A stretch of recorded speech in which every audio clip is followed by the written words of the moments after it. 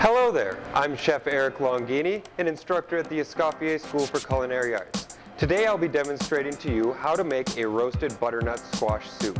For this I will be using 1 large butternut squash, or you may use 2 medium butternut squash.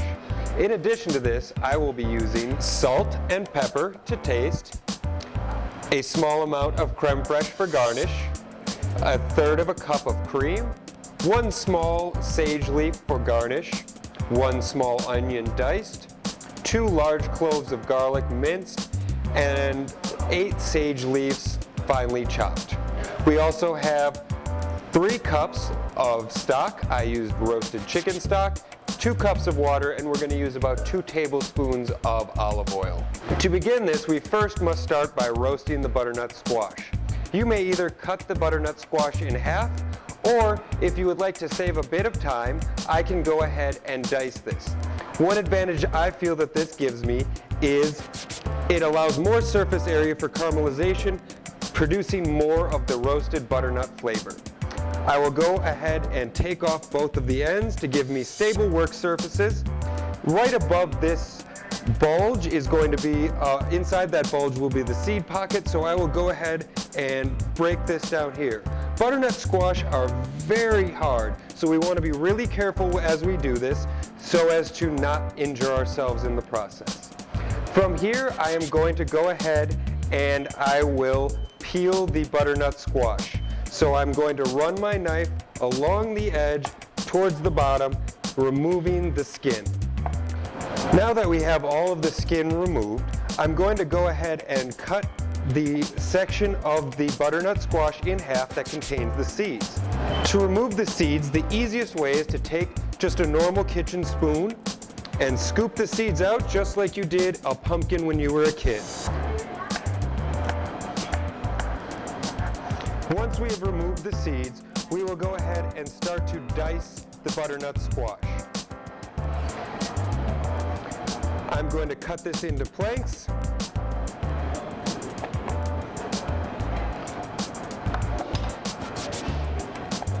And make some large dices.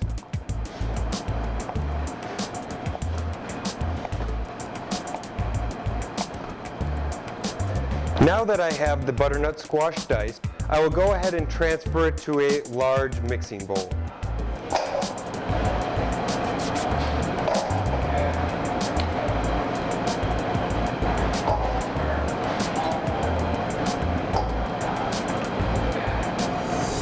Now if we were doing this whole, I would brush the top of the butternut squash with olive oil. For this application, I'll add about 1 tablespoon of olive oil and season to taste with salt and pepper. Again, with the half butternut squash, we would season it with salt and pepper, and then we're going to take this and put it onto a lined sheet tray and into a 425-degree oven. We want to make sure to spread these out to ensure that we get even cooking and even heat distribution. Now that our butternut squash is roasted, you'll notice it has a nice golden brown color and it's fork tender, meaning that a fork will pass through it easily. So now we can start the base of the soup. We will go ahead and get our pan nice and hot. We'll add that remaining tablespoon of oil to the bottom of the pan. We'll let that heat up for just a moment, and then we will add our small onion, which has been diced. We will let this go until the onions become translucent, meaning you can start to sort of see through them. Now that our onions are translucent, we're going to go ahead and add the garlic in. We want to do this quickly, stir this around, but not let it heat too long as the garlic will burn. So we don't want to allow that to happen.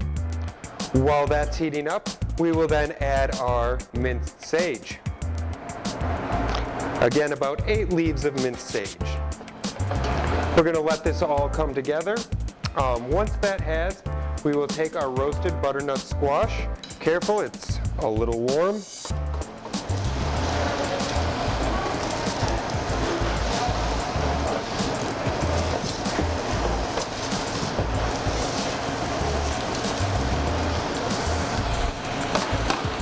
We're going to let that cook together just a bit.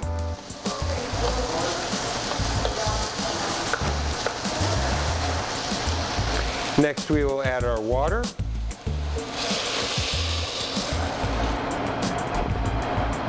And our stock. Now we will let this simmer together for about 15 minutes. We really want these flavors to meld together to become one unified flavor.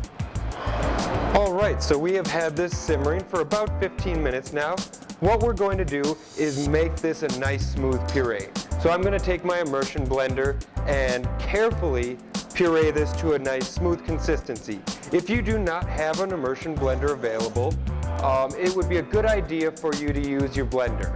Again, do this in small batches and be very cautious as you can injure yourself with this hot liquid. Okay, so once we've achieved that nice smooth consistency, we're ready to plate. Go ahead and ladle a small portion into a bowl.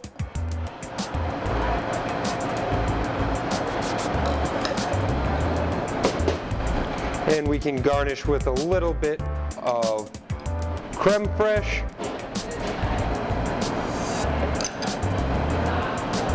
And a nice sprig of sage. Make sure to use a nice small piece, as a large piece of sage could be a bit overpowering.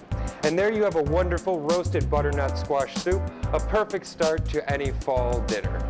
I'm Chef Eric Longini from the Escoffier School of Culinary Arts, and this has been my demonstration of roasted butternut squash soup.